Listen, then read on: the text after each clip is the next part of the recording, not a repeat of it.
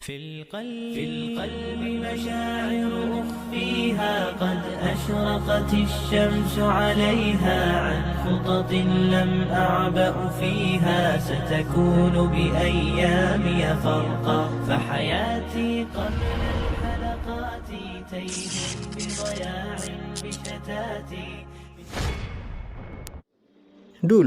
Dulu sebelum dulu, manusia menganggap bahwa dunia adalah sesuatu yang paling besar yang pernah mereka lihat.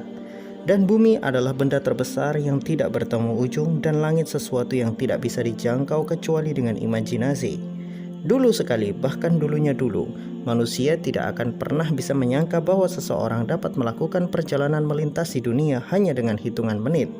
Bahkan hanya menempuh perjalanan dengan jarak puluhan kilometer saja, mereka harus melakukan itu berhari-hari.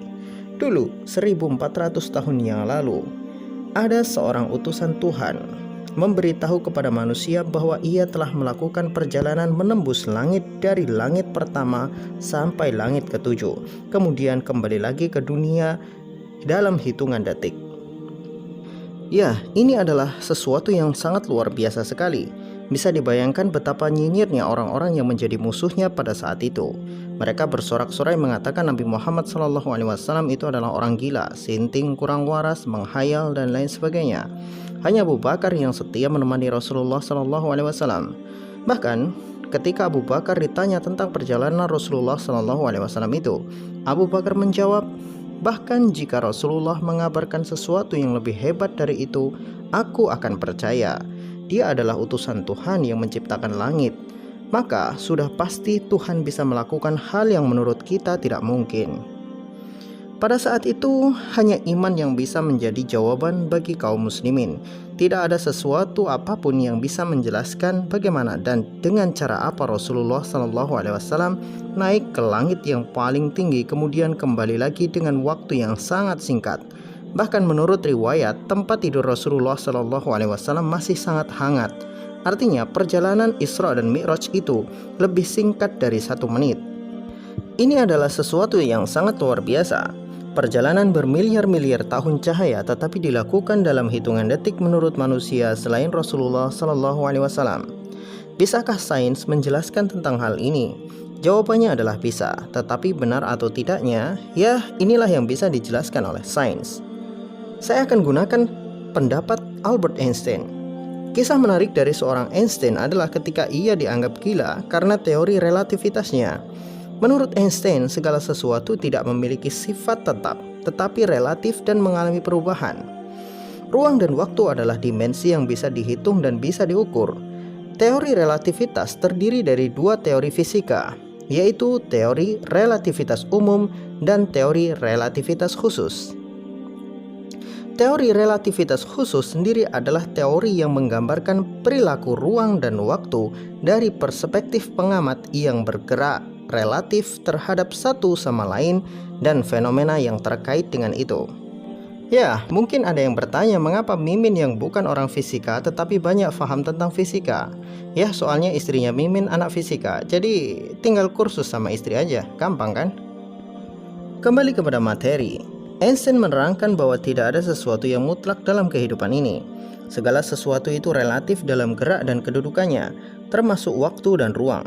2 hal ini juga mengalami relatif dalam gerak dan kedudukannya. Einstein merumuskan sebagai berikut. T1, waktu benda bergerak. T, waktu benda diam. V, kecepatan benda. C, kecepatan cahaya.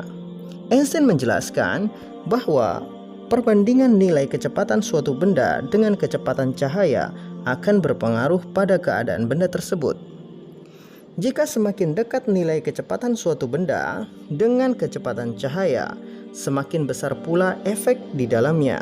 Hal ini akan menghasilkan perlambatan waktu. Kemudian, jika kecepatan benda menyamai kecepatan cahaya, maka benda akan sampai pada titik 0, yaitu tidak terpengaruh oleh waktu. Kemudian, jika kecepatan benda bisa melebihi kecepatan cahaya, yang terjadi adalah benda itu akan kembali ke masa lalu, sebab waktu berjalan lebih lambat dari benda tersebut. Inilah yang dijelaskan oleh Albert Einstein. Misalkan ada seseorang, dia naik satu kendaraan yang berjalan mendekati kecepatan cahaya, maka waktu akan melambat. Artinya umurnya berkurang tetapi sangat lambat sekali.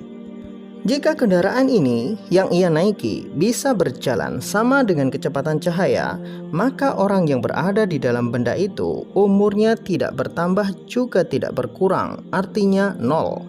Dan jika orang yang ada di dalam kendaraan itu mampu bergerak melebihi cahaya, maka justru waktu mengalami minus, orang tersebut bisa menuju masa lampau. Teori ini dianggap gila pada awalnya, sama seperti teori Isra Mi'raj pun dianggap gila pada awalnya.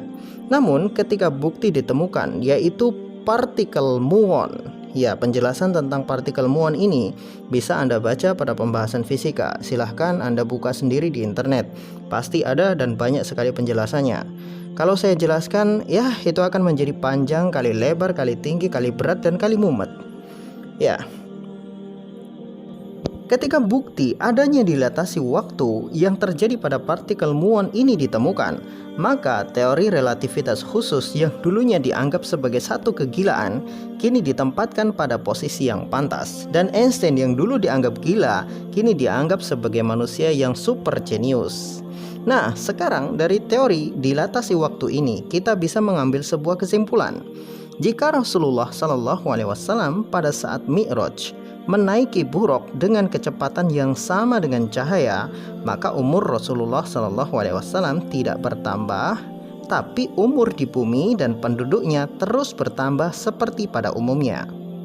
Ketika Rasulullah SAW melaju dengan buraq lebih cepat dari cahaya, maka minus waktu. Rasulullah SAW mundur ke belakang. Artinya waktu di bumi melambat, sehingga ketika Rasulullah SAW mengalami segala kejadian di Mi'raj, waktu di bumi tidak mengalami perubahan. Ini memungkinkan Rasulullah SAW berkelana dengan sensasi puluhan tahun perjalanan, tetapi ketika Rasulullah kembali ke bumi, ternyata perjalanan yang terasa puluhan tahun itu hanya terjadi hitungan detik di bumi. Mudahnya begini, ketika seseorang bergerak melebihi cahaya, maka waktu di sekitarnya akan berhenti. Contoh dalam film Megamind. Ya, ketika Metro Man bergerak secepat cahaya, maka semua di sekitarnya akan melambat. Ya, ini hanya sebuah contoh. Ingat, ini hanya contoh, artinya saya tidak mempercayai film ini. Ini hanya contoh. Nah, begitu juga dengan Isra Mi'raj. Perjalanan ini adalah perjalanan yang sebenarnya terjadi dengan waktu yang lama. Dimulai dari Masjidil Haram ke Masjidil Aqsa, lalu naik ke langit pertama. Rasulullah SAW bertemu dengan para nabi terdahulu hingga langit ketujuh sampai ke Sidratul Muntaha. Tetapi perjalanan yang terasa lama bagi Rasulullah SAW adalah beberapa menit saja di bumi, sebab ada dilatasi waktu yang terjadi ketika Rasulullah SAW bergerak melebihi kecepatan cahaya. Bahkan kecepatan itu puluhan kali sampai ratusan kali lebih cepat dari cahaya. Wallahu a'lam. Ini hanya penjelasan secara sains. Apakah sesuai dengan kejadian aslinya atau tidak? Ya wallahu alam. Tetapi ini bisa mewakilkan jawaban dari pertanyaan orang-orang yang mengatakan Isra Mi'raj adalah mustahil. Bagi Allah Subhanahu wa taala, tidak ada yang mustahil dan tidak ada yang tidak ilmiah. Semuanya adalah ilmiah. Bahkan dilatasi waktu ini pun sudah Allah Subhanahu wa taala sebutkan di dalam surat Al-Ma'arij ayat ketiga sampai 4. Dari Allah yang memiliki tempat-tempat naik. Para malaikat dan Jibril naik menuju kepada Tuhan dalam sehari yang setara dengan 50.000 tahun.